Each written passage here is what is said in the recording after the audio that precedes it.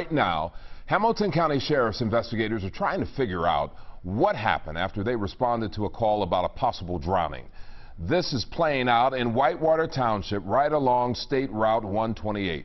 And that is where WLWT News 5's John London is live with what the circumstances are now. John?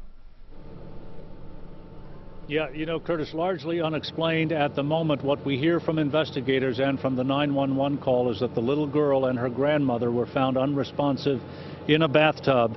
It appears a family member found them both unresponsive, and the rush to save lives was on.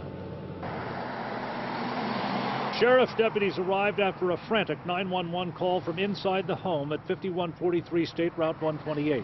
Possible drowning. I think she fell on the top. The baby was floating in the top where we're trying to use CPR. A neighbor heard the commotion moments before rescue units arrived. Very chaotic. He was, grandfather was screaming, and he, like anybody would, your kid. Authorities say the little girl's about 4 months old. The dispatcher instructing the grandfather on how to perform CPR. Completely cover the baby's mouth and nose with your mouth and blow 2 small breaths of air into the baby's lungs. Investigators would only say the tub was where the baby's 40-something grandmother was found. She was removed from a bathtub by one of our responding officers along with assistance from someone inside the residence. And that's pretty much all we have to say about that. Like I said, she's doing fine now. 3 adults and the child were there when the emergency call was made. The baby girl's parents were not home at the time.